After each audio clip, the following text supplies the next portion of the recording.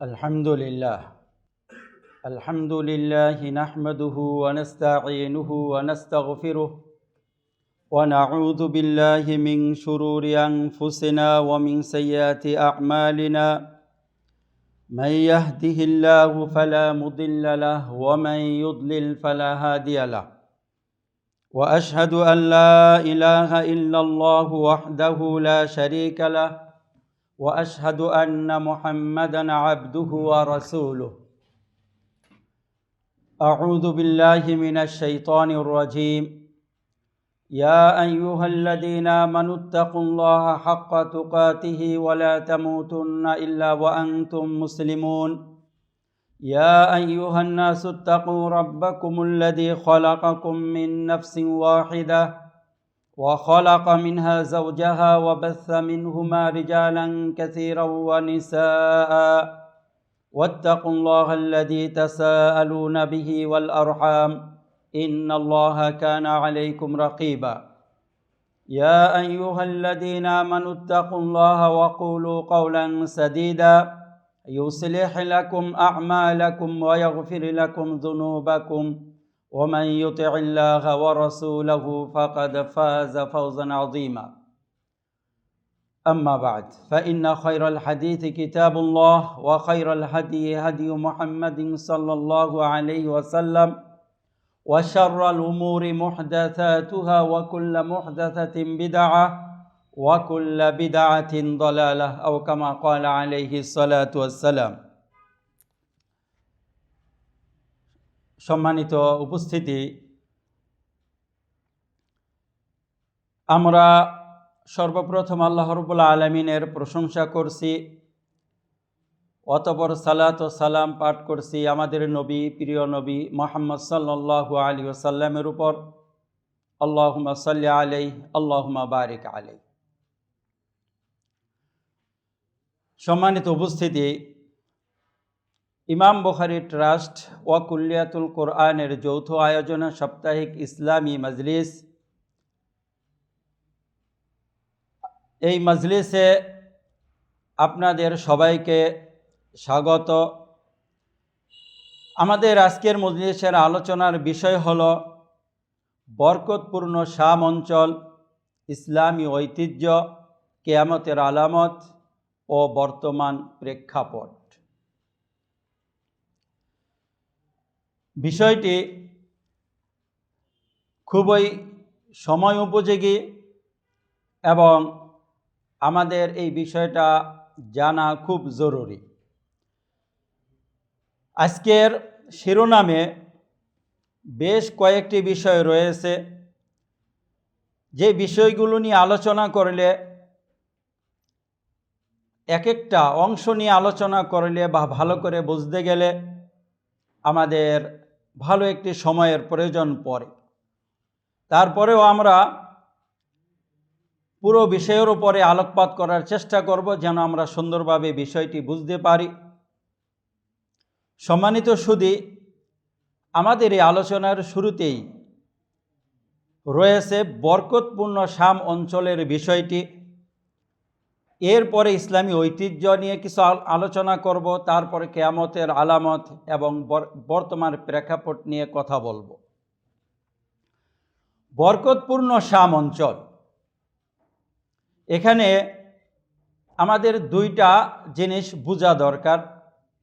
একটি হলো বরকতপূর্ণ। বরকতপূর্ণ কি? বরকত কি? আবার কিসে বরকত হলে সেটা বরকতপূর্ণ হয়, এই জিনিসটি বোঝা দরকার। এর সাথে শাম অঞ্চল কাকে বলে, শাম অঞ্চল বোঝা দরকার। প্রথমেই আসি বরকত নিয়ে আলোচনা, যে বরকত বলতে আসলে কি বোঝায়। বরকতের আবিধানিক অর্থ হলো যে কল্যাণ এবং খায়ের, বৃদ্ধি পাওয়া এবং প্রতিষ্ঠিত হওয়া। এটাকে সাধারণত বরকত বলে অভিহিত করা হয়। তো শামকে আল্লাহ রাব্বুল আলামিন কোরআনুল কারীমের বিভিন্ন জায়গায় বরকতপূর্ণ বলেছেন। তো বরকতপূর্ণ বলার সাথে সাথে আমাদের বর্তমান প্রেক্ষাপটটা যদি সামনে থাকে তাহলে তার সাথে কিছুটা সাংঘর্ষিক মনে হয়। যে পৃথিবীর যেসব অঞ্চলে সবচেয়ে বেশি যুদ্ধ বিগ্রহ চলছে এবং সবচেয়ে বেশি অশান্তি রয়েছে, তার ভিতরে বিশেষভাবে উল্লেখযোগ্য হলো শাম অঞ্চল।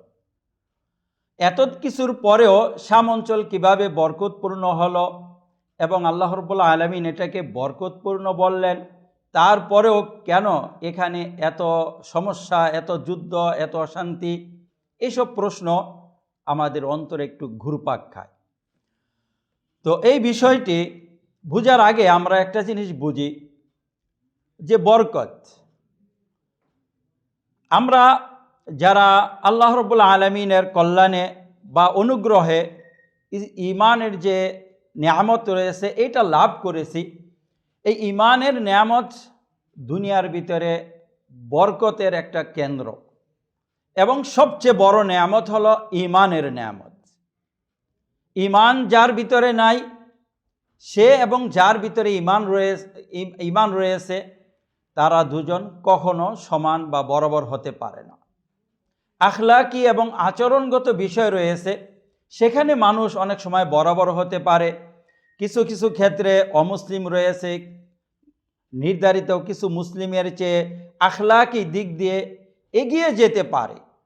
হয়তো কোনো মুসলিমের তুলনায় কোনো কাফেরের ভিতরে আমানতদারি বেশি থাকতে পারে, সততা বেশি থাকতে পারে, কিন্তু এই আমানতদারি এবং সততার কারণে যার ভিতরে ঈমান রয়েছে তার চেয়ে ওই ব্যক্তি এগিয়ে যেতে পারে না, কারণ ঈমানের মূল্য সবচেয়ে বেশি।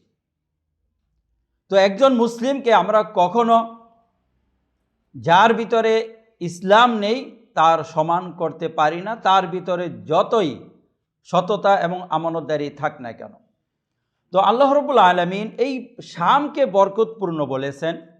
আমরা দুনিয়ার শুরু থেকে আজ পর্যন্ত একটু ইতিহাসগুলো দেখি, যদি আমরা লক্ষ্য করি বর্তমান বিশ্ব এবং রাসূলুল্লাহ সাল্লাল্লাহু আলাইহি সাল্লামের যুগের বিশ্বটা কেমন ছিল, যেটাকে বলে আল আলামুল কাদিম এবং আলামুল জাদিদ, পুরাতন বিশ্ব এবং নতুন বিশ্ব। রাসূলুল্লাহ সাল্লাল্লাহু আলাইহি সাল্লামের যুগে মহাদেশ বলতে তিনটা মহাদেশ প্রসিদ্ধ ছিল এবং তিনোটা মহাদেশেই আপনার লাগোয়া ছিল, ইউরোপ, এশিয়া, আফ্রিকা। এই তিনটা মহাদেশের কেন্দ্রবিন্দু ছিল শাম বা সিরিয়া। আমরা শামের একটু পরিচয়টা জেনে নেই। কোরআনের কোথাও শাম দেশকে নির্ধারিতভাবে উল্লেখ করা হয় নাই, তবে আরদে মুকাদ্দাসা বলা হয়েছে, আরদুল্লাতি বারাকনা হাওলাহা বলা হয়েছে, এমন জমি যার আশেপাশে আমি বরকত দিয়েছি সেটা বলা হয়েছে। এর দ্বারা উদ্দেশ্য হলো এই আরদে শাম। রাসূলুল্লাহ সাল্লাল্লাহু আলাইহি সাল্লামের যুগে আরদে শাম, শাম ভূমি আর বর্তমান শাম ভূমি এক নয়। রাসূলের যুগে যে শাম দেশ ছিল তার অঞ্চলটা হলো বর্তমান ফিলিস্তিন, লেবানন, উর্দুন যেটাকে জর্ডান বলা হয়, আর হলো সিরিয়া।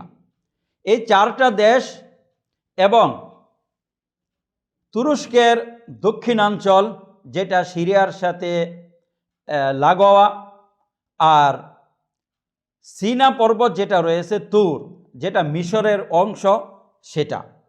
তো এই চারটি দেশ এবং মিশরের কিছু অংশ আর তুরস্কের কিছু অংশ মিলেছিল রাসূলুল্লাহ সাল্লাল্লাহু আলাইহি সাল্লামের যুগের আরদে শাম বা শাম দেশ। যেই শাম দেশের ব্যাপারে আল্লাহ রসুল সাল্লাল্লাহু আলাইহি ওয়াসাল্লাম বরকতের দোয়া করেছেন। একটি হাদিসে আল্লাহ রসুল সাল্লাল্লাহু আলাইহি সাল্লাম বলেছেন, ইবনে ওমর রাদিয়াল্লাহু তাআলা আনহু থেকে বর্ণিত, যে আল্লাহুম্মা বারিক লানা ফি শামিনা, আল্লাহুম্মা বারিক লানা ফি ইয়ামানিনা, ক্বালু ইয়া রাসূলাল্লাহ ওয়া ফি নাজদিনা, ক্বালা আল্লাহুম্মা বারিক লানা ফি শামিনা, আল্লাহুম্মা বারিক লানা ফি ইয়ামানিনা, ক্বালু ইয়া রাসূলাল্লাহ ওয়া ফি নাজদিনা, ক্বালা ফি সালিসা হুনাকা জালাজিলু ওয়াল ফিতান ওয়া বিহা ইয়াতলুউ কারনুশ শাইতান। হাদিসটি বুখারী শরীফে রয়েছে। আল্লাহ রসুল সাল্লাল্লাহু আলাইহি সাল্লাম দোয়া করলেন, হে আল্লাহ, তুমি আমাদের শামে এবং আমাদের ইয়ামানে বরকত দান করো, আমাদের শামে এবং আমাদের ইয়ামানে বরকত দান করো। তখন সাহাবায়ে কেরাম বললেন, হে আল্লাহর রসুল, অফি নাজদিনা, আমাদের নজদের জন্য দোয়া করুন। তখন আল্লাহ রসুল বললেন যে, হে আল্লাহ, তুমি আমাদের শামে এবং আমাদের ইয়ামানে বরকত দান করো। এরপরে বললেন, নজদ হলো ফিতনার জায়গা, যেখানে অনেক ফিতনা হবে এবং অনেক ভূমিকম্প হবে, এবং এখান থেকে কারণ শয়তানের শিং উদিত হয়। হাদিস শরীফে যেই নজদের কথা বলা হয়েছে, এই নজদ আর বর্তমান সৌদি আরবের নজদ এক না। হাদিস শরীফের ভিতরে যেই নজদের কথা বলা হয়েছে, এই নজদ হলো বর্তমান ইরাক। নজদের অর্থ হলো উঁচু ভূমি, যেই ভূমিটা উঁচু থাকে। তো সৌদি আরবের ভিতরে নজদ যেটা রয়েছে বা নজদের পার্শ্ববর্তী যেটা রয়েছে, সেই এলাকাটা উঁচু, এবং হিজাজ অর্থাৎ লোহিত সাগরের অঞ্চল যেটা রয়েছে সেটা হলো নিচু ভূমি, এটাকে বলা হয় তিহামা, একটু নিচু ভূমি। নজদ হলো উঁচু ভূমি আর ওটা হলো নিচু ভূমি। তো আল্লাহ রসুল হাদিসে যেই কথা বলেছেন নজদের কথা, সেটা হলো ইরাক। তো ইরাকের কথা বলেছেন, সেখানে অনেক ফিতনার উৎপত্তি হবে, অনেক ভূমিকম্প হবে, এবং এখান থেকেই শয়তানের শিং উদিত হয়। এই কথাগুলোর অর্থ কি, যদি এর ব্যাখ্যাতে যাই একটু সময় লাগবে। যাই হোক, এখানে আমাদের বোঝার উদ্দেশ্য হলো, আল্লাহ রসুল সাল্লাল্লাহু আলাইহি সাল্লাম শামের জন্য দোয়া করেছেন, হে আল্লাহ, আমাদের শামে বরকত দাও। তো ইয়ামানের জন্য দোয়া করেছেন, শামের জন্য দোয়া করেছেন, শামের জন্য আগে, ইয়ামানের জন্য পরে। তার মানে শামে বরকত বেশি থাকবে। আমরা যদি রাসূলুল্লাহ সাল্লাল্লাহু আলাইহি সাল্লামের আগের এবং পরের ইতিহাসটা দেখি, তাহলে দেখব আসলেই শাম বরকতপূর্ণ একটি দেশ। যেই বরকতপূর্ণ দেশ, এমন দেশ যেখানে দুনিয়া এবং আখেরাত সব ধরনের কল্যাণ আল্লাহ রাব্বুল আলামিন রেখে দিয়েছেন। আমরা যদি লক্ষ্য করি তাহলে দেখব আল্লাহ রসুল যতজন নবী পাঠিয়েছেন, তার ভিতরে প্রায় 25 বা 24 জন নবীর কথা কোরআনুল কারিমে উল্লেখ করেছে। কথা নয়, বরং তাদের নাম উল্লেখ করেছে। এমনি তো অনেক নবীর আলোচনা বিভিন্নভাবে এসছে কোরআনুল কারিমে। তার ভিতরে প্রথম নবী হলেন আদম আলাইহিস সালাম, তারপরে ইদ্রিস আলাইহিস সালাম রয়েছেন, নূহ আলাইহিস সালাম রয়েছেন। আদম আলাইহিস সালামের ভূমিটা কোথায় ছিল, কোথায় তাকে আল্লাহ রাব্বুল আলামিন দুনিয়াতে অবতরণ করিয়েছেন, এই ক্ষেত্রে বিভিন্ন কথা রয়েছে। তার ভিতরে প্রসিদ্ধ কথা রয়েছে যে আদম আলাইহিস সালামকে সফা পাহাড়ের উপরে রেখেছেন, হাওয়া আলাইহিস সালামকে মারওয়া পাহাড়ের উপরে রেখেছেন। আবার একটি কথা রয়েছে আদম আলাইহিস সালামকে জেদ্দাতে রেখেছেন। আবার একটি কথা রয়েছে আদম আলাইহিস সালামকে ওই শ্রীলঙ্কাতে রেখেছেন। তো আদম আলাইহিস সালামকে যখন আল্লাহ রাব্বুল আলামিন দুনিয়াতে রাখলেন, তিনি হাওয়া আলাইহিস সালামের খোঁজে বের হইলেন। তো মুজদালাফায় গিয়ে তাদের উভয়ের সাক্ষাৎ হলো। মুজদালাফা, এই জন্য মুজদালাফা বলা হয় যে এখানে হলো জড়ো হওয়ার জায়গা। তো হাজিরা সেখানে গিয়ে জড়ো হন, এবং সেখানে ঐতিহাসিকভাবে বলা হয় আদম আলাইহিস সালাম এবং হাওয়া আলাইহিস সালাম সেখানে জড়ো হয়েছে। তো আদম আলাইহিস সালামের সন্তানদের বংশ পরম্পরায় প্রথমে যেসব নবী রয়েছেন, ইদ্রিস আলাইহিস সালামের কথা আসে, তারপরে আসে নূহ আলাইহিস সালামের কথা। নূহ আলাইহিস সালামের জন্মভূমি বা নূহ আলাইহিস সালামের প্রেরিত স্থান কোথায় ছিল, আমরা যদি লক্ষ্য করি তাহলে দেখব নূহ আলাইহিস সালামকে আল্লাহ রাব্বুল আলামিন ইরাকে প্রেরণ করেছিলেন। ইরাকের যে দাজলা এবং ফুরাত নদী রয়েছে, এই নদীর মধ্যবর্তী অঞ্চলগুলোতে নূহ আলাইহিস সালামকে প্রেরণ করা হয়েছিল। আর তারই পাশে রয়েছে নিনাওয়া অঞ্চল, যেখানে ইউনুস আলাইহিস সালামকে প্রেরণ করা হয়েছিল। তো এখানে নূহ আলাইহিস সালামকে প্রেরণ করা হয়েছে। তারপরে ইতিহাস থেকে আমরা জানি ইব্রাহিম আলাইহিস সালামকে ইরাকে প্রেরণ করা হয়েছিল। সেখান থেকে ইব্রাহিম আলাইহিস সালাম এই ফিলিস্তিনে আসলেন, যেখানে আল্লাহ রাব্বুল আলামিন বলেছেন ওয়ানাজ্জাইনাহু ওয়া লূতান ইলাল আরদিল্লাতী বারাকনা ফিহা, যে আমি ইব্রাহিমকে এবং লূতকে এমন জমিতে নিয়ে মুক্ত করলাম বা নাজাত দিলাম যে জমিনের আশেপাশে আমি বরকত রেখেছি। তো ইব্রাহিম আলাইহিস সালাতু ওয়াস সালাম হিজরত করে ইরাক থেকে এখানে চলে গেলেন। আবার আমরা লক্ষ্য করি সুলাইমান আলাইহিস সালামের জন্মভূমি বা রাজত্ব কোথায় রয়েছে, যেখানে আল্লাহ রাব্বুল আলামিন বলেছেন ওয়ালি সুলাইমানার রিহা তাজরি বিআমরিহি রুখাআন হাইতু আসাব, যে সুলাইমান আলাইহিস সালামের জন্য আল্লাহ রাব্বুল আলামিন বাতাসকে অনুগত করে দিয়েছিলেন, তার নির্দেশে বাতাস যেদিকে ইচ্ছা সেদিকে পরিচালিত হতো, তার স্বার্থে পরিচালিত হতো। তো সেই বাতাস এবং সেই সুলাইমান আলাইহিস সালামের রাজত্ব কোথায় ছিল? ফিলিস্তিন, যেটা দামেস্কের কাছাকাছি এবং আরদে শামের মধ্যভূমি বলা যায়, মূল ভূখণ্ড। আবার সুলাইমান আলাইহিস সালাতু ওয়াস সালামের যুগে আমরা সাবার ঘটনা পড়ি, মামলাকাতে সাবা, যারা ইয়ামানে ছিল, সেই সাবার যে সিংহাসন ছিল, এই সাবার সিংহাসনকে সুলাইমান আলাইহিস সালাম তার জায়গায় নিয়ে আসছেন। প্রসিদ্ধ ঘটনা, সূরা নামলে আল্লাহ রাব্বুল আলামিন এই বিষয়ে বিস্তারিত আলোচনা করেছেন। ইয়ামান থেকে সৌদি আরবের একবারে দক্ষিণ প্রান্তে, সেখান থেকে সাবার যে কি বলে রাজা ছিল, নারী রাজা, যাকে বিলকিস বলা হয়, তাকে যখন তার সিংহাসন আনা হলো কোথায়? ফিলিস্তিনে। তো আমরা দেখলাম সুলাইমান আলাইহিস সালামের রাজত্ব ছিল ফিলিস্তিনে, আবার সাবার সিংহাসন ফিলিস্তিনে আনা হলো। এরপরে আমরা আরও লক্ষ্য করি মুহাম্মদ সাল্লাল্লাহু আলাইহি সাল্লাম মক্কা থেকে হিজরত করে কোথায় আসলেন? মদিনায় আসলেন। মদিনা থেকে আবার তার যুদ্ধ অভিযান পরিচালিত হলো শামে। মক্কা থেকে যখন ইসরা হলো বাইতুল মাকদেসে আসলেন। বাইতুল মাকদেস থেকে আবার তার মেরাজ হলো উর্দাকাশে। তো এই জন্য ইবনে তাইমিয়া রাহিমাহুল্লাহ বলেছেন, আমরা লক্ষ্য করলে দেখব যে সৃষ্টির শুরু হলো মক্কা থেকে, শেষ হলো শাম দেশে গিয়ে। রাসূলুল্লাহ সাল্লাল্লাহু আলাইহি সাল্লাম মক্কায় প্রেরিত হয়েছেন, সেখান থেকে ইসরা শুরু, শাম দেশে এসে শেষ। তারপরে আদম আলাইহিস সালামের মৃত্যু সম্পর্কে রয়েছে একটা বর্ণনায় রয়েছে জাবালে আবি কুবাইসের কাছে তার মৃত্যু হয়েছে, আবার আরেকটা বর্ণনায় রয়েছে শাম দেশে মৃত্যু হয়েছে। অর্থাৎ মক্কা থেকে সৃষ্টির শুরু, শাম দেশে এসে তার সমাপ্তি ঘটবে। ইবনে তাইমিয়া রাহিমাহুল্লাহ এই কথাগুলো বলেছেন।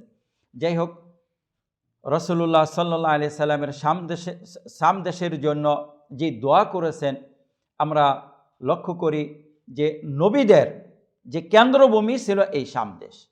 তারপরে মুসা আলাইহিস সালাতু ওয়াস সালাম যখন মিশর থেকে ফেরাউন এবং তার সৈন্যবাহিনী থেকে মুক্ত হলেন, মুক্ত হয়ে ফিলিস্তিনে আসলেন, সেটাও সেই শাম দেশ, এবং এর আশেপাশে আল্লাহ রাব্বুল আলামিন বরকত রেখে দিয়েছেন।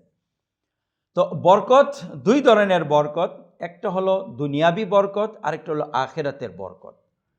দুনিয়াবি বরকত বলতে আমরা যেটা বুঝি যে এখানে দুনিয়ার নিয়ামত যেগুলো আছে, অর্থনৈতিক এবং সামাজিক এবং যেগুলো শিল্পগত নিয়ামত রয়েছে, সেগুলো বেশি থাকবে।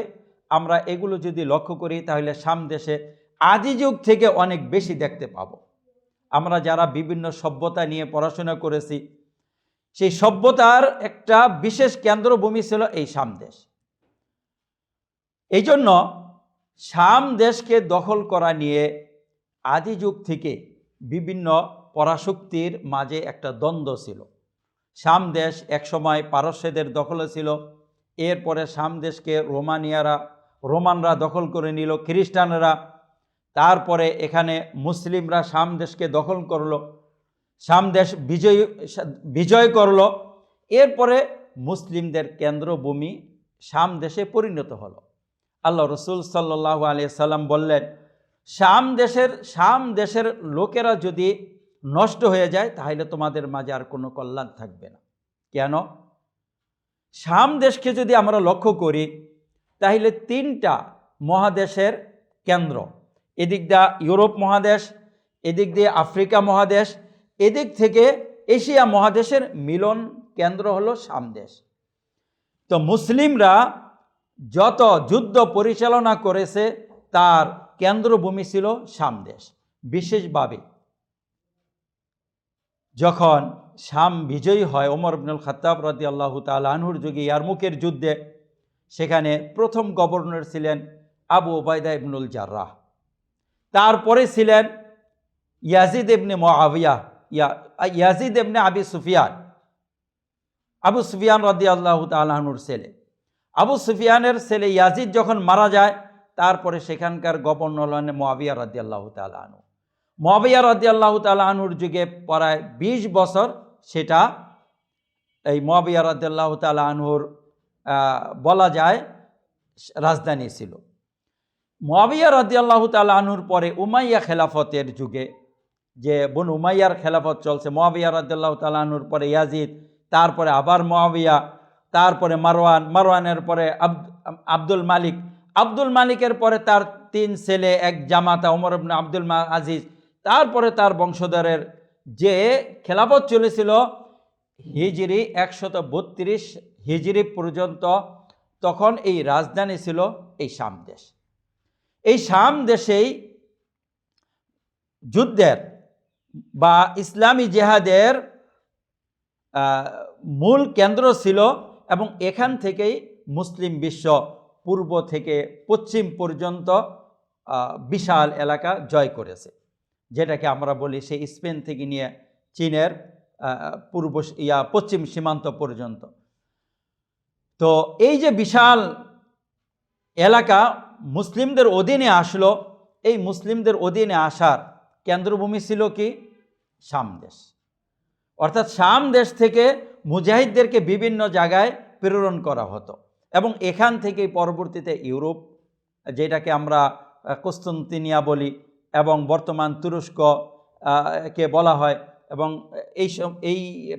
এর আশেপাশের অঞ্চলগুলো, সেখান থেকেই মানে বিজয়ের সূচনা হয়েছিল। সম্মানিত উপস্থিতি, এই জন্য আল্লাহ রসুল সাল্লাল্লাহু আলাইহি সাল্লাম বলেছেন, শামের ভিতরে যদি কল্যাণ না থাকে তাহলে তোমাদের ভিতরে কল্যাণ থাকবে না। অর্থাৎ মুসলিমদের যে সুরক্ষিত যে একটা অঞ্চল রয়েছে, সেই অঞ্চল যদি তোমাদের করতলগত তোমাদের অধীনে না থাকে তাহলে তোমরা অনেক কল্যাণ থেকে বঞ্চিত হবে। তো এখন একটি কথা থেকে যায় যে এত বরকতপূর্ণ দেশ বা বরকতপূর্ণ এলাকা কেন আমাদের অধীনে থাকলো না অনেক সময় ধরে? বিশেষ করে বর্তমান প্রেক্ষাপটে আমরা লক্ষ্য করলাম, যখন বাশার আল আসাদ এই পলায়ন করলো, এবং তার আগে হাফেজ আল আসাদ ছিল, সেই 1969 সাল থেকে নিয়ে এই পর্যন্ত প্রায় 50 বছর তারা এই শাম দেশে ছিল, বিভিন্ন ধরনের মুসলিমদের নির্যাতন করেছে বিভিন্নভাবে। কেন তারা এতগুলো করার শক্তি বা সাহস কোত্থেকে পেল বা কিভাবে তারা এটা করতে পারলো?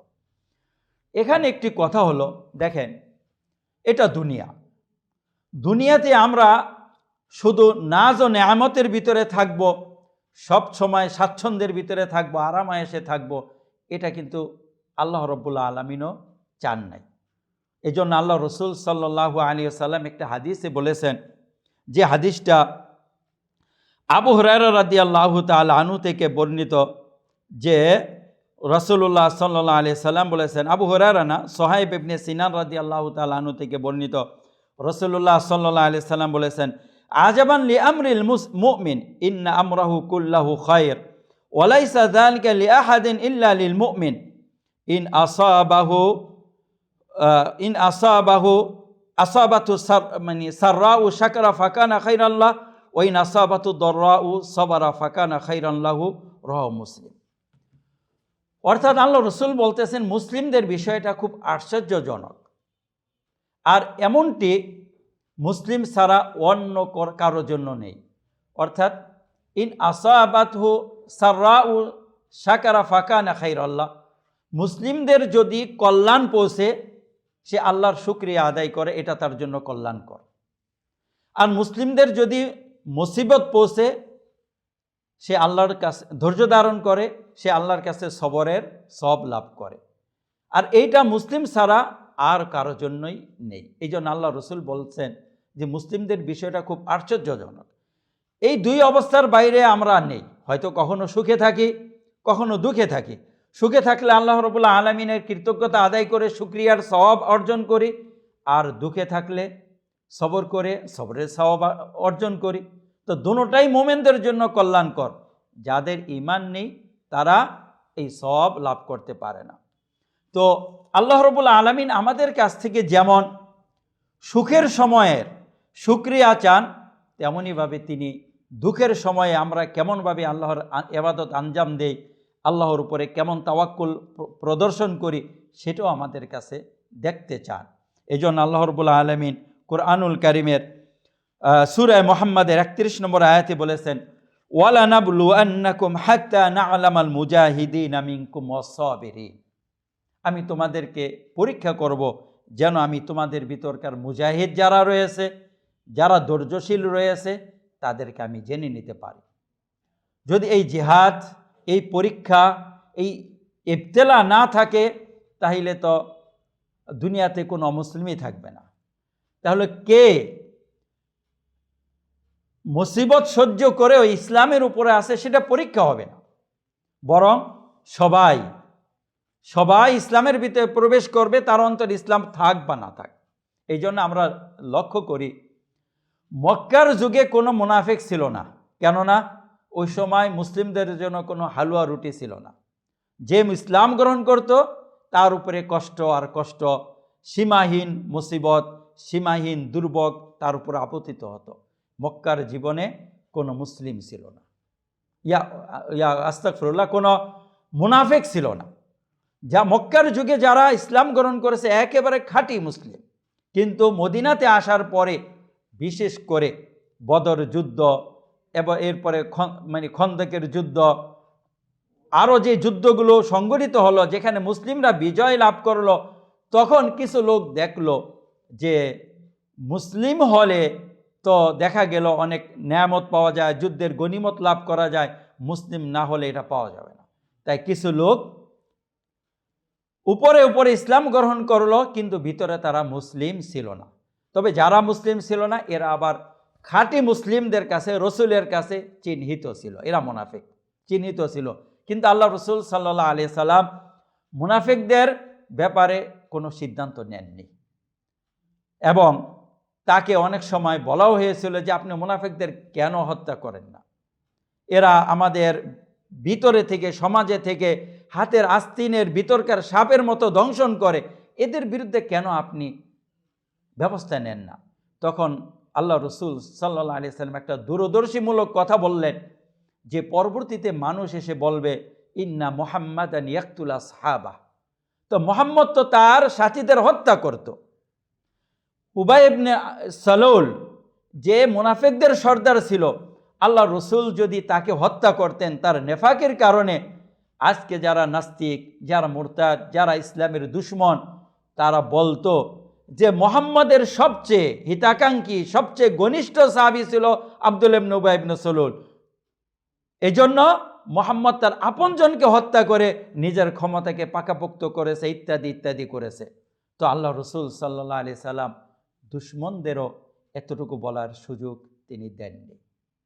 এই জন্য আল্লাহ রসুল কষ্ট সহ্য করেছেন, কিন্তু দুশমনেরা এই কথাটা বলতে পারবে এই সুযোগ তিনি তাদেরকে দেন নাই। তো সম্মানিত উপস্থিতি, তো আল্লাহ রাব্বুল আলামিন শুধু আমাদের থেকে শুকরিয়া চান এমন নয়, সবরটা দেখতে চান। আমরা সবর করে আল্লাহ রাব্বুল আলামিনের কাছে কতটুকু আল্লাহর উপরে তাওয়াক্কুল, আল্লাহর উপরে ঈমানের পরিচয় দিতে পারি, সেটা আল্লাহ রাব্বুল আলামিন দেখতে চান। সেই জন্য আল্লাহ রাব্বুল আলামিন আমাদেরকে বিভিন্ন সময় বিভিন্ন আপদ বিপদ মুসিবতে পতিত করেন।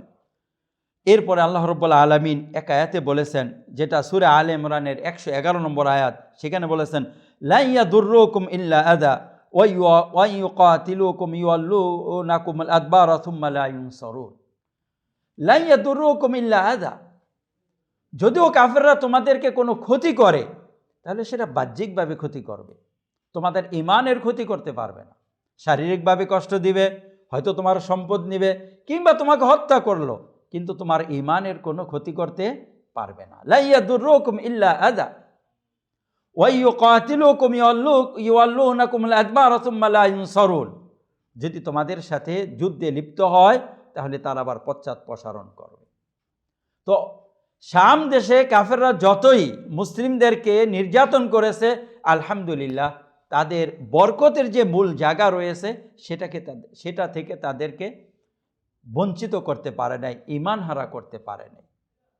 শাম দেশে বিশেষ করে ওসমানিয়া খেলাফত শেষ হওয়ার পরে 1922 খ্রিস্টাব্দের শেষের দিকে যখন ফ্রান্স শামকে খণ্ড বিখণ্ড করল এবং সেখানে তার অনুগত সরকার বসে গেল, লম্বা ইতিহাস। শাম দেশে একটা অল্প শ্রেণীর ছিল যাদেরকে শিয়ার একটা শাখা বলা হয়, নুসাইরি এবং আলাউই বা কারামেতও বলা হয়। এই নুসাইরি সম্প্রদায় শাম দেশের ভিতরে বলা হয় যখন ফ্রান্স চলে যায় তখন তারা 12% ছিল। ফ্রান্স যাওয়ার সময় ওদের হাতে এই শাম দেশের ক্ষমতা দিয়ে যায়। তো যাই হোক, আমরা বরকতের আলোচনাটা শেষ করে সামনে যাই। যে আমরা বরকতের বিষয়টা জানলাম যে বরকত অর্থ কেবল সব সময় নাজ ও নেয়ামতের ভিতরে থাকা নয়। বরকতের অর্থ হলো দুনিয়াবি এবং আখিরাতের কল্যাণের দ্বারক হওয়া। আর দুনিয়া এবং আখিরাতের কল্যাণটা আমরা লাভ করি ঈমানের মাধ্যমে, আমলে সলের মাধ্যমে, বিপদে পড়ে সবর করে, আর নেয়ামতের ভিতরে থেকে শুকরিয়া আদায় করে আমরা আল্লাহ রাব্বুল আলামিনের কাছ থেকে এই বরকত লাভ করি। আর আল্লাহ রাব্বুল আলামিন দুনিয়াতে যত নবী এবং রাসূল প্রেরণ করেছেন, অধিকাংশ নবী এবং রাসূলের জায়গা ছিল এই শাম এবং শামের আশেপাশের এলাকা। ইব্রাহিম আলাইহিস সালামকে দেখেন, তারপরে ইয়াকুব আলাইহিস সালামকে দেখেন, ইসাক আলাইহিস সালামকে দেখেন, ইয়াকুবের পরে ইউসুফ ছিলেন মিশরে, এরপরে আবার তার পরবর্তী বংশধর যারা ছিল সবাই এই শামের আশেপাশেই তারা ছিলেন। এই জন্য আল্লাহ রাব্বুল আলামিন এটাকে বরকতপূর্ণ এলাকা করেছেন। এর বিপরীতে আপনি লক্ষ্য করেন ইউরোপ রয়েছে, বরকতের মূল হলো ঈমান, আমলে সালেহ, যেটার মাধ্যমে মানুষ দুনিয়াতে সাফল্য মণ্ডিত হয় এবং আখিরাতে সৌভাগ্যবান হবে। আপনি একটু তুলনা করে দেখেন, ইউরোপে দেখি সেখানে কতজন নবী আল্লাহ রাব্বুল আলামিন প্রেরণ করেছেন, আমরা কতজন নবীর কথা জানি। আফ্রিকার দিকে লক্ষ্য করি, কতজন নবীর কথা জানি। পূর্ব এশিয়ার কথা লক্ষ্য করি, হিন্দুস্তান বলি বা রাশিয়া বলি, চীন বলি, সেখানে আল্লাহ রাব্বুল আলামিন কতজন নবী প্রেরণ করেছেন। এমনকি মক্কার কথা ধরি, সেখানে আল্লাহ রাব্বুল আলামিন কতজন নবী প্রেরণ করেছেন। যত নবী কোরআনুল কারীমের ভিতরে উল্লেখ রয়েছে তার অধিকাংশ নবী এবং রাসূলগণ হলেন এই শাম এলাকাকে কেন্দ্র করে। তো শুরু থেকেই আল্লাহ রাব্বুল আলামিন শামকে এভাবে বরকতপূর্ণ করেছেন। কেন? তার একটি বড় কারণ হলো আল্লাহর যে রিসালাত, আল্লাহর বাণী পৌঁছানোর জন্য এমন একটা কেন্দ্র দরকার যেটা পৃথিবীর মধ্যস্থল হওয়া জরুরি। আগের যুগে যেসব বিশ্ব বাণিজ্য বাজার হতো, বিশ্ব বৈঠক হতো, তার একটা কেন্দ্র ছিল শাম, যেটা হতো আপনার গ্রীষ্মকালে, আরেকটা হতো ইয়ামানে, যেটা হতো শীতকালে। যেই দুইটা মৌসুমের কথা আল্লাহ রাব্বুল আলামিন সূরা কুরাইশের ভিতরে বলেছেন, লিইলাফি কুরাইশিন ইলাফিহিম রিহলাতাশ শিতাই ওয়াস সাইফ। কুরাইশরা দুইটা ভ্রমণে অভ্যস্ত ছিল, শীতাতে ছিল শামে আর সাইফে ছিল আপনার ইয়ামানে। তো এই দুইটা হলো মানুষের বাণিজ্যের মিলন কেন্দ্র। ইয়ামানে যে এডেন সমুদ্র বন্দর রয়েছে, এখানে দিয়ে জলবাগ দিয়ে পৃথিবীর মানুষ একসাথ হতো।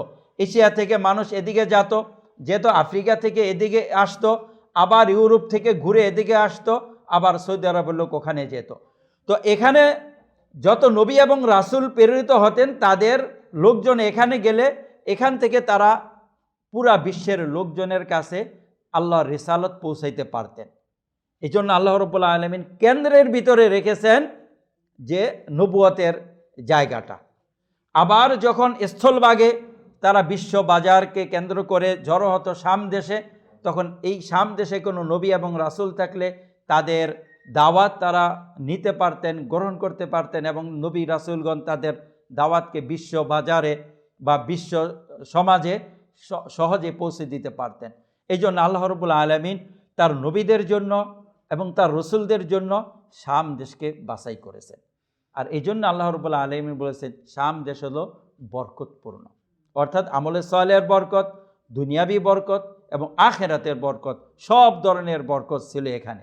এই জন্য আমরা লক্ষ্য করি ফ্রান্স, বিশেষ করে ফ্রান্স উপনিবেশ যে তৈরি করেছিল এই শাম দেশের এই পার্থিব জাগতিক যে এখানে ধন ঐশ্বর্য ছিল সেটার জন্য ফ্রান্স দীর্ঘদিন যাবৎ এই শাম দেশকে উপনিবেশ করে রেখেছিল। তো সেখানে তারা অনেক কুকর্ম যেটাকে বলে, অনেক নির্যাতন যেটাকে বলে, সেটা তারা করেছে। এমনও হেন কোনো কর্ম নাই যেটা এখানে তারা করে নাই। তো আমরা মোটামুটি একটা স্পষ্ট ধারণা পাইলাম যে শাম দেশ হলো বরকতপূর্ণ অঞ্চল। কিভাবে বরকতপূর্ণ অঞ্চল? দুনিয়ার কল্যাণ সেখানে আল্লাহ রাব্বুল আলামিন রেখেছেন, আখিরাতের কল্যাণও রেখেছেন। এরপরে আমাদের কাছে একটা প্রশ্ন যে থাকতে পারে যে তাহলে এত যুদ্ধ বিগ্রহ কেন? তার একটা জবাব পাইলাম যে আল্লাহ রাব্বুল আলামিন সেখানে এই যুদ্ধ বিগ্রহের রেখেছেন যেন মানুষ সুখে দুঃখে সর্বাবস্থায় আল্লাহ রাব্বুল আলামিনের ইবাদত আঞ্জাম দিতে পারে। সুখে শুকরিয়ার ইবাদত আঞ্জাম দিবে, দুঃখে তারা সবরের ইবাদত আঞ্জাম দিবে। সেটা আল্লাহ রাব্বুল আলামিন তাদের কাছ থেকে চেয়েছেন। এরপর ইসলামী ঐতিহ্য। আর শাম অঞ্চল বলতে কি বোঝায় এর সঙ্গে আমি আগেই দিয়েছি, ইসলামী ঐতিহ্য। তো ইসলামী ঐতিহ্য কি এখানে? শাম দেশ ইসলামী ঐতিহ্যের একটা কেন্দ্র বলা যায়। কারণ আমরা যদি মুসলিম খেলাফতকে লক্ষ্য করি, যে খেলাফতে রাশেদা রাসূলুল্লাহ সাল্লাল্লাহু আলাইহি সাল্লামের যুগ, তারপরে খেলাফতে উমাইয়া, এরপরে খেলাফতে আব্বাসিয়া, তারপরে মামালিকদের খেলাফত, তারপরে আইয়ুবীদের খেলাফত, তারপরে সালজুকিদের খেলাফত, এই যে বিভিন্ন খেলাফত এবং শাসন চলেছে মুসলিমদের, সবগুলি ছিল এই শামকে কেন্দ্র করে। এবং এই শাম দেশেই 656 হিজরিতে যখন ওই যে মোগলরা বাগদাদের যে আব্বাসী সর্বশেষ খলিফা ছিল মুতাসিম বিল্লাহ, বাগদাদে হামলা করে মুতাসিম বিল্লাহকে হত্যা করলো, মুসলিমদেরকে নির্যাতন করলো, বাগদাদে ধ্বংসযজ্ঞ চালালো। তো এই মুঘলরা এখান থেকে আবার যুদ্ধ সামনে প্রসারিত করতে চেয়েছিল। সামনে কি কোথা থেকে সামনে প্রসারিত করেছিল? এই শাম, সিরিয়া হয়ে মিশর পর্যন্ত, যেখানে মুসলিমদের সর্বশেষ খেলাফতটা ছিল মামালিকদের, সেটা ওরা দখল করার একটা পরিকল্পনা করেছিল। তো সেই জন্য ওরা এই ইরাক হয়ে শাম দেশে গিয়েছিল। শাম দেশের গুরুত্বপূর্ণ জায়গা হলো দামেস্ক। দামেস্কের পরে হলো আপনার ফিলিস্তিন দক্ষিণ দিকে। শাম দেশের একবারে পশ্চিম তীর হলো যেটাকে আমরা ভূমধ্য সাগর বলি। একবারে শাম দেশের পশ্চিম হলো ভূমধ্য সাগর, শাম দেশের উত্তর হলো বর্তমান তুরস্ক এবং তার দক্ষিণ হলো জর্ডান, এরপরে লেবানন রয়েছে, ফিলিস্তিন রয়েছে। তো শাম দেশের ভিতরে কয়েকটা গুরুত্বপূর্ণ অঞ্চল, একটা হলো হাল্ব একবার উত্তরে, যেটা আপনার তুরস্কের সাথে মিলানো। হাল্ব, এটাকে বাংলাতে বলে আলেপ্পো। এরপরে রয়েছে হুমাত, যেটাকে বাংলাতে বলে হামা শহর। এরপরে রয়েছে হিমস, যেটাকে বলে হোম শহর। এরপরে দামেস্ক, তারপরে হলো বুসরা শহর, তারপরে হলো আপনার ফিলিস্তিন এবং জর্ডানের সাথে গিয়ে মিলে। এই হলো কয়েকটা বড় বড় শহর যেটা ভূমধ্য সাগরের সাথে মিলে। তো এই যে দিমেস্কের পাশে এই হালাকু এবং ওই মুঘলদের যুদ্ধ হয় মুসলিমদের সাথে, এখানেই তাদেরকে পরাস্ত করা হয়। এমনভাবে পরাস্ত করা হয় মুঘলদেরকে যে এখান থেকে তারা আর কোনো মুসলিম দেশ দখল করার সাহস করে নাই, বরং তারা পিছনে হটছে এবং এখানেই আবার পুনরায় মুসলিমরা নিরাপদে বসবাস করা শুরু করে এবং মুসলিমরা আবার নতুন করে শক্তি সঞ্চয় করা আরম্ভ করে। তো আল্লাহ রাব্বুল আলামিন আব্বাসী খেলাফত ধ্বংস হওয়ার পরে মুসলিমদেরকে নতুনভাবে পুনর্জীবন বলা যায় দান করেছেন এই শাম দেশ থেকে। তো এই জন্য এই শাম দেশ হলো ইসলামী ঐতিহ্য গেরা। এখানে মুআবিয়া রাদিয়াল্লাহু তাআলা আনহুর যে খেলাফত ছিল, উমাইয়াদের রাজধানী ছিল শাম দেশ। এখনও শাম দেশ গুরুত্বপূর্ণ একটি এলাকা। আমরা কিয়ামতের আলামত সম্পর্কে বলি যে আমরা ইবনে তাইমিয়া রাহিমাহুল্লাহ সম্পর্কে শুনেছি, তিনি বলেছেন দুনিয়ার শুরু হলো মক্কা থেকে, শেষ হলো এই শাম দেশে গিয়ে।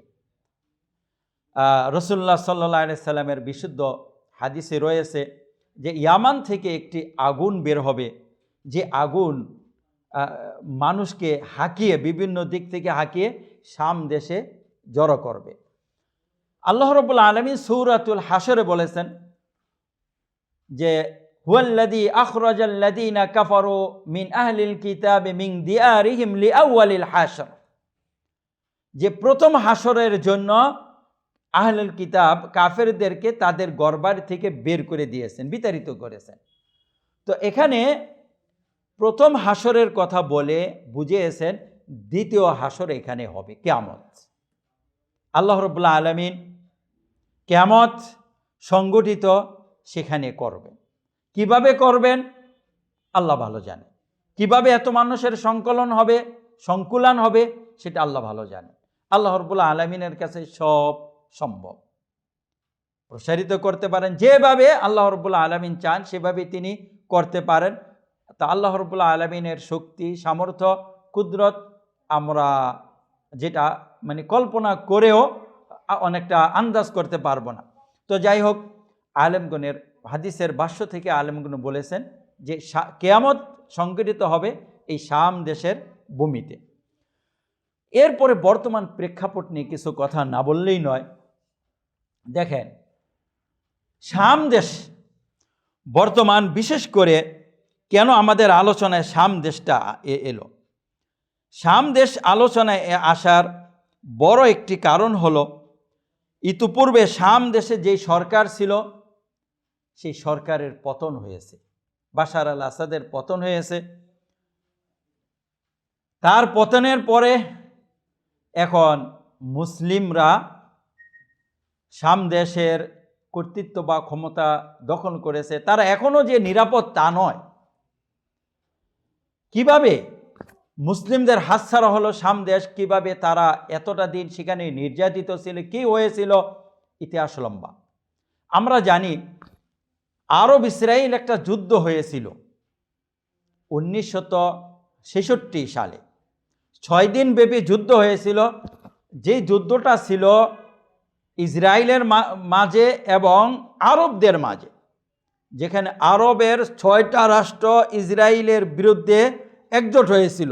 মিশর, জর্ডান, তারপরে এদিকে লেবানন, এদিকে সিরিয়া, ইরাক, এরা সবাই একজোট হয়েছিল এই ইসরায়েলের বিরুদ্ধে, ইসরায়েলকে এখান থেকে উঠিয়ে দিবে। কিন্তু যখন তারা এই প্ল্যান করলো, ইসরায়েল খবর পেয়ে গেল, যখন বিশেষ করে মিশরীরা, ইতিহাসে বিভিন্ন ধরনের বলা হয় ঘুমে বিভোর বা বিভিন্ন সুখে নিমজ্জিত, তখন ভোরবেলা ইসরায়েলের সৈন্য তার বিমান ঘাঁটি থেকে উঠে মিশরীদের বিমানগুলো এমনভাবে ধ্বংস করে দিল, ওরা যখন চেতনা ফিরে পাইল, দেখলো তাদের বিমান ঘাঁটির কোনো বিমানই কোনো অক্ষত ছিল না। এই 6টা রাষ্ট্র একসাথে হয়েছিল, কিন্তু মাঝখানে এই বাশার আল আসাদের বাবা ছিল হাফেজ আল আসাদ। এই হাফেজ আল আসাদ তখন একটা বড় গুরুত্বপূর্ণ দায়িত্বে ছিল, আর ওই তার দায়িত্বের ভিতরে ছিল গোলান মালভূমি, যেটাকে সিরিয়ার গোলান মালভূমি বলতে বোঝায় যেটা পাহাড়ও না এবং সমতল ভূমিও না, সমতল ভূমি থেকে একটু উঁচু এবং পাহাড় থেকে নিচু। তো এই গোলান মালভূমিটা এই যুদ্ধের সময় ওই হাফেজ আল আসাদ মানে বাশার আল আসাদের বাবা হাফেজ আল আসাদ ইসরায়েলের হাতে ছেড়ে দেয়, খেয়ানত করে, চুক্তি ভঙ্গ করে তার হাতে ছেড়ে দেয়। তখন ইসরায়েল ওইটা দখল করে তার পরিসর আরও বড় করে নিল। তো যাই হোক, তাদের ভিতরে খেয়ানত করে তারা হেরে গেল। আরবের এতগুলো রাষ্ট্র ইসরায়েলের কাছে হেরে গেল, ইসরায়েল জিতে গেল। বরং তাদের ওই সময় যতটুকু জায়গা ছিল তাদের সীমানা আরও বাড়িয়ে নিল ইসরায়েল। তো এই ছিল তখনকার বড় একটা পটভূমি। এরপরে 1969 খ্রিস্টাব্দে এই বাশার আল আসাদের বাবা হাফেজ আল আসাদ যে কোনো একটা কুয়ের মাধ্যমে সে সিরিয়ার ক্ষমতা দখল করে। ক্ষমতা দখল করার পরে এ ছিল নোসাইরি বংশের। নোসাইরি বলতে আমি আগে একটা কথা বলেছিলাম যে ফ্রান্স যখন চলে যায় তখন ওখানে অধিকাংশ ছিল মুসলিমদের হাতে ক্ষমতা না দিয়ে এই পাহাড়ে যাহারা থাকতো এই নোসাইরিদের হাতে ক্ষমতা দিয়ে গেল। কারণ ছিল কি?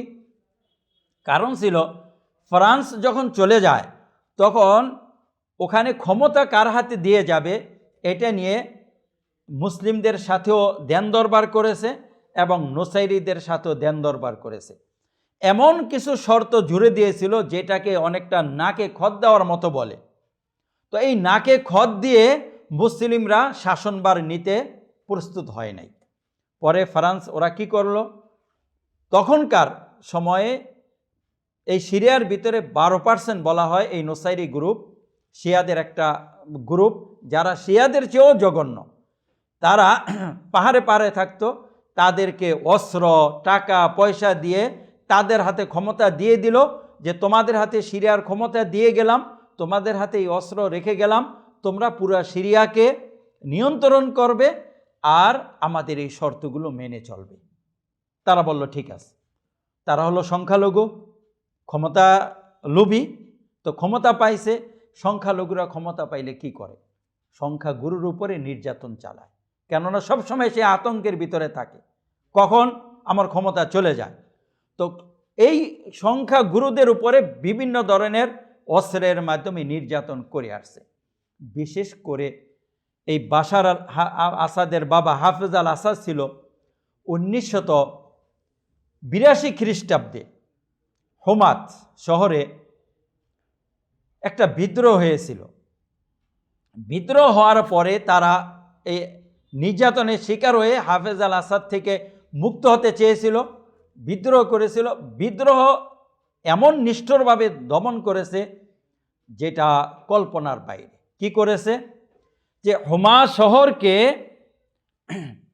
চারদিক থেকে ঘেরাও করে ফেলেছে, ঘেরাও করে সেখানকার বিদ্যুৎ বন্ধ করেছে, পানি বন্ধ করেছে, পানি বিদ্যুৎ বন্ধ করে সাংবাদিক প্রবেশ নিষিদ্ধ করে সেখানে ট্যাঙ্ক দিয়ে বোমা দিয়ে বিভিন্নভাবে নির্যাতন করেছে কয়েকদিন যাবৎ। সেই 17-18 পরে একটা মাস যাবৎ নির্যাতন করার পরে সেখানে যখন তারা ঢুকলো তখন এই হাফেজ আল আসাদের ভাই সাদাত ছিল ওখানকার সেনাপতির দায়িত্বে। তাকে জিজ্ঞেস করা হয়েছিল যে কতজন আপনার এখানে মেরেছেন?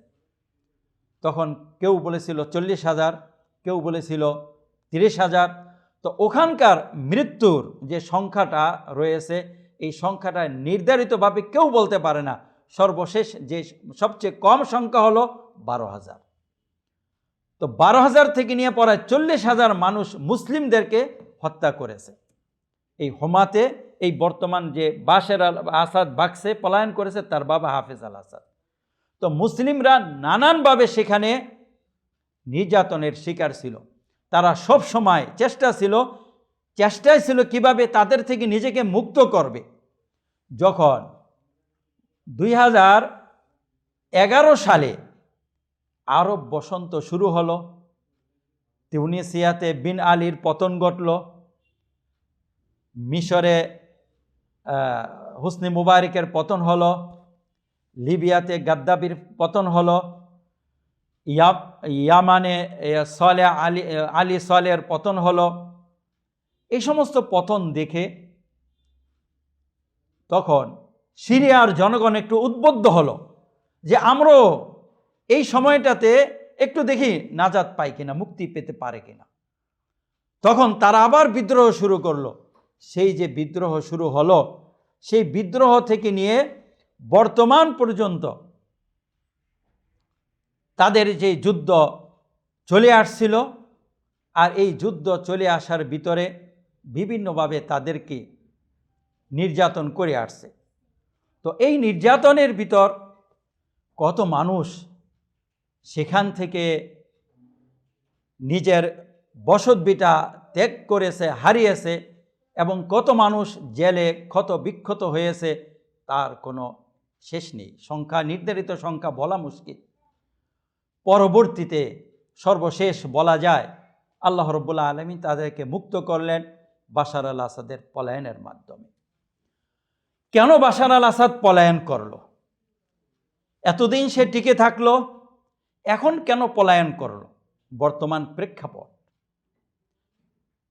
আমরা একটু দৃষ্টি দিলে দেখব, এই বাশার আল আসাদকে সমর্থন দিয়েছে দুইটা শক্তি। একটা হলো রাশিয়া, আর একটা হলো ইরান। রাশিয়া এদিকে ইউক্রেনের সাথে যুদ্ধ করে করে অনেকটা ক্লান্ত হয়ে পড়েছে। সে অনেকটা বাশার আল আসাদের দিকে মনোনিবেশন করার সুযোগ পায় না, বা অনেকটা অনীহা দেখাইছে, কতদিন আর সাপোর্ট দিবে। এদিক দিয়ে ইরান, তার মিত্র শক্তি ছিল শিয়া হিজবুল্লাহ, তার লিডার মারা গেল, তারা একটু পর্যদস্ত হলো। আবার শিয়াদের আরেকটা গ্রুপ বলা যায়, যদিও আমরা অনেকে বিষয়টা স্পষ্ট বুঝি না, হামাস।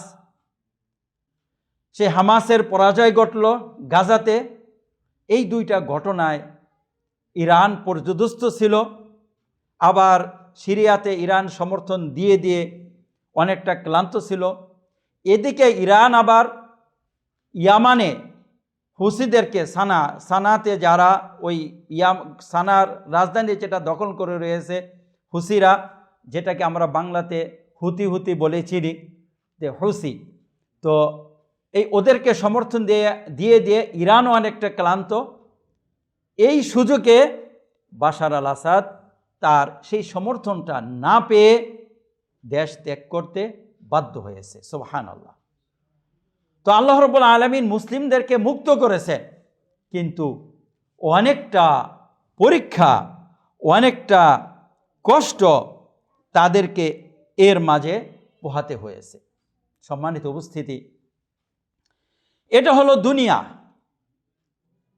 এই দুনিয়া কষ্টে ঘেরা। আমি মুসলিম বলে সবসময় সুখে থাকবো তা নয়, বরং আমার সুখের কেন্দ্র হলো ঈমান। ঈমানের কারণে, আল্লাহ রাব্বুল আলামিনের উপরে তাওয়াক্কুলের কারণে নিয়ামত পেয়েও আমরা সুখে থাকি, মুসিবতে থাকলেও আমাদের অন্তরে একটা সান্ত্বনা থাকে।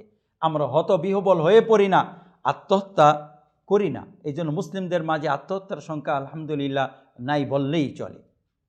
যত বড় বিপদ আসুক, তার কাছে ঈমান রয়েছে, তার কাছে আল্লাহর উপরে তাওয়াক্কুল রয়েছে, তার কাছে তাকদীরের বিষয়টি রয়েছে। সে সাদরে মেনে নিয়ে সবর করে আল্লাহ রাব্বুল আলামিনের কাছে সবরের সব লাভ করে। তো এই দুনিয়াটা কারো জন্যই কুসুমাস্তীর্ণ নয়। যেমন ছিল না সিরিয়াবাসীদের জন্য, যেমন ছিল না আমাদের জন্য, যেমন নয় দুনিয়ার কারো জন্যই। এই জন্য দুনিয়াতে কে কেমনভাবে আসি, এর একটা চিত্র ইবনু আব্দুল বার রাহিমাহুল্লাহ, যার মৃত্যু 442 হিজরিতে, তিনি একটা কবিতা আকৃতিতে দুনিয়ার চিত্রটা তুলে ধরেছেন। তিনি এক জায়গায় বলেছেন কবিতার আকৃতিতে, মান যাল্লাযী ক্বাদ নালা রাহাতা ফিকরিহি ফি উমরিহি মিন উসরিহি আও ইউসরিহি ইয়ালকাল গানিয়্যু লিহিফযিহি মা ক্বাদ হাওয়া আদআফা মা ইয়ালকাল ফাকিরু লিফাকরিহি। তিনি বলতেছেন, মান যাল্লাযী ক্বাদ নালা রাহাতা ফিকরিহি ফি উমরিহি মিন উসরিহি আও ইউসরিহি, দুনিয়াতে এমন কে রয়েছে যে তার সুখে এবং দুঃখে তৃপ্তির ঢেকুর তুলতে পেরেছে, একেবারে তৃপ্তিতে ছিল, এমন দুনিয়াতে কে আছে? এরপরে তিনি কিছু উদাহরণ টেনে আনছেন। ইয়ালকাল গানিয়্যু লিহিফযিহি মা ক্বাদ হাওয়া আদআফা মা ইয়ালকাল ফাকিরু লিফাকরিহি। ধনী ব্যক্তি তার সম্পদ সংরক্ষণের জন্য যতটুকু কষ্ট করে, সেই কষ্টটা একজন অভাবী তার অভাবের জন্য যা করে থাকে তার চেয়ে দ্বিগুণ। শুধু ধনী গরিব কষ্ট করে তা না, আপনি যদি লক্ষ্য করেন একজন ধনীর কষ্ট গরিবের কষ্টের চেয়ে দ্বিগুণ। এরপরে বলতেছেন, ফায়াদিল্লু হাযা সাখিতান ফি কিল্লিহি ওয়া ইয়াদিল্লু হাযা তাইবান ফি কুসরিহি। কিন্তু লক্ষ্য করি, গরিবে তার অল্প সম্পদের ভিতরে অসন্তুষ্ট, আর ধনী সে বেশি সম্পদের ভিতরে ক্লান্ত। শুধু মানুষের ভিতরে এটা? তিনি বলতেছেন, ওয়াল জিন্নু মিসলুল ইনসি ইয়াজরি ফীহিম হুকমুল কাযা বিহুলবিহি ওয়া বিমুররিহি। শুধু মানুষই কি এরকম? না, মানুষ এরকম না। জিনের ভিতরেও কখনো মিষ্ট তাকদীর এবং কখনো তিক্ত তাকদীর এসে তাদের উপর আপতিত হয়। তারা কখনো সুখে থাকে এবং কখনো দুঃখে থাকে।